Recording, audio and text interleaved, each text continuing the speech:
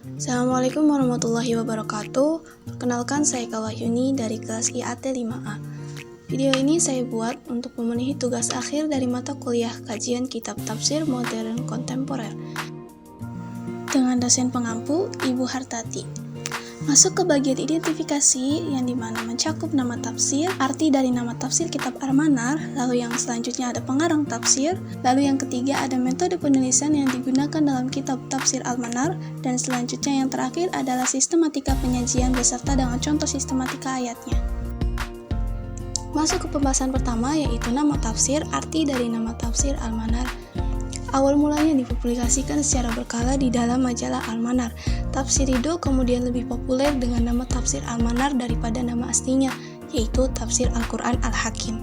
Meskipun tafsir Al-Manar ini adalah hasil karya tulis Rashid Ridho, bagian pertamanya yaitu dari surat Al-Fatihah sampai dengan surat An-Nisa ayat 125 merupakan kerjasama antara beliau dengan juga gurunya, Muhammad Abduh. Sedangkan bagian keduanya yaitu dari surat An-Nisa ayat 126 sampai dengan surat Yusuf ayat 51 adalah hasil karyanya sendiri. Untuk nama aslinya dari kitab tafsir Al-Manar merupakan tafsir Al-Quran Al-Hakim. Jika diartikan ke dalam bahasa Indonesia yaitu Al-Quran yang bijaksana. Sedangkan untuk tafsir Al-Manar jika diartikan ke dalam bahasa Indonesia berarti tafsir tiang cahaya. Masuk ke pembahasan kedua yaitu pengarang tafsir, yang dimana tafsir Al-Manar ini ditulis oleh Muhammad Rashid Ridho. Muhammad Rashid Ridho bin Ali Reda bin Muhammad Syam ad-Din bin Muhammad Baha ad-Din bin Manla al-Khalifah al-Qalmauni al-Husaini. Beliau lahir di Qalun, Libanon atau di Kalamun, sebuah wilayah dari pemerintahan Tarablus Syams atau satu wilayah yang kini meliputi Lebanon, Palestina, dan juga Syria.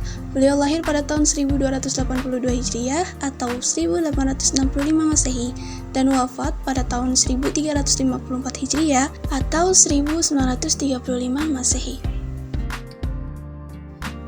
Selanjutnya kita masuk ke metode penulisan tafsir yang digunakan dalam kitab tafsir Al-Manar. Tafsir Al-Manar ini menggunakan metode tahlili atau analisis. Metode ini menjelaskan ayat-ayat Al-Quran dengan cara meneliti semua aspeknya dan menyingkap seluruh maksudnya, dimulai dari uraian makna kosakata, makna kalimat, maksud setiap ungkapan, kaitan antara pemisah atau munasabat, sampai sisi-sisi keterkaitan antara pemisah itu, dengan bantuan asbabun nuzul, riwayat-riwayat yang berasal dari Nabi Muhammad, para sahabat, dan juga tabi'in. Singkatnya, tafsir ini cenderung mengikuti pendekatan tafsir kontekstual dan menghubungkan ayat-ayat dengan konteks sejarah dan kehidupan sosial pada zamannya, menjelaskan dan menganalisis ayat-ayat Al-Quran secara keseluruhan dan komprehensif. Selanjutnya yang terakhir kita masuk ke sistematika penyajian. Untuk contoh sistematika ayatnya, saya mengambil dari surat Ali Imran ayat 110, yang artinya adalah kamu umat Islam adalah umat terbaik yang dilahirkan untuk manusia selama kamu menyuruh berbuat yang ma'ruf, mencegah dari yang mungkar, dan beriman kepada Allah. Seandainya ahlul kitab beriman, tentulah itu lebih baik bagi mereka. Di antara mereka ada yang beriman dan kebanyakan mereka adalah orang-orang fasik. Nah, dalam surat Ali Imran ayat 110 ini menjelaskan bahwa puncak dari keberhasilan sebagai umat terbaik menjadi prioritas utama umat Nabi Muhammad. Seperti konsep yang terdapat dalam ayat tersebut bahwa mereka adalah umat yang jika dengan melakukan 3 perkara tersebut, mereka dapat dikatakan umat terbaik. Rashid Ridho berpendapat dalam tafsirnya bahwa kebaikan tidak diperoleh siapapun kecuali orang yang memang benar-benar Islam dan mengikuti Nabi, menjalankan amar ma'ruf dan nahi mungkar, serta beriman kepada Allah SWT.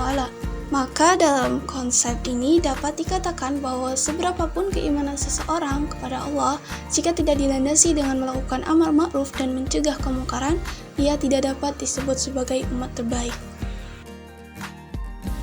Nah, Rashid Ridho juga dalam tafsirnya ia menganggap bahwa beliau mengutip perkataan dari gurunya yaitu Muhammad Abduh, bahwa beliau mendeskripsikan ciri-ciri khairul ummah itu ialah mereka yang lemah itu tidak takut kepada yang kuat dalam melakukan amar ma'ruf nahi mungkar, sehingga imannya itu benar-benar iman yaitu orang-orang yang mukmin, yang imannya lebih berkuasa daripada logika, hati, dan mengalahkan hawa nafsunya. Karena iman yang kuat itu rela berkorban apapun, itulah umat terbaik.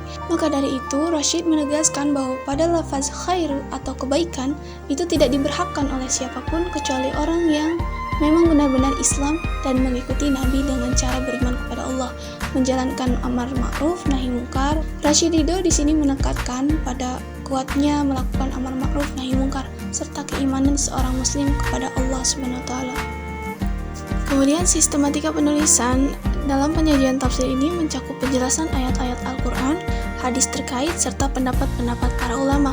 Rashid Ridho juga sering mengaitkan ayat-ayat dengan masalah-masalah kontemporer dan memberikan pandangannya. Lalu tafsir Al-Manar juga menggunakan corak al-adab al-istimai, yaitu menggunakan isi kandungan Al-Quran di mana kata-kata majmuk itu dianalisis berdasarkan nahwu dan juga balaghah, menjelaskan petunjuk-petunjuk ayat-ayat Al-Quran yang berkaitan langsung dengan masyarakat, mengemukakan petunjuk-petunjuk tersebut dalam bahasa yang mudah dimengerti dan diimplementasikan dalam kehidupan masyarakat, menggabungkan Al-Quran dengan realitas kehidupan masyarakat tradisional sosial dan sistem peradaban, berfungsi dalam mencegah persoalan dan menjawab pertanyaan masyarakat. Itulah tadi pembahasan dari identifikasi kitab tafsir Al-Manar karya Rashid Ridho. Saya Kawayuni, thanks for watching. Wassalamualaikum warahmatullahi wabarakatuh.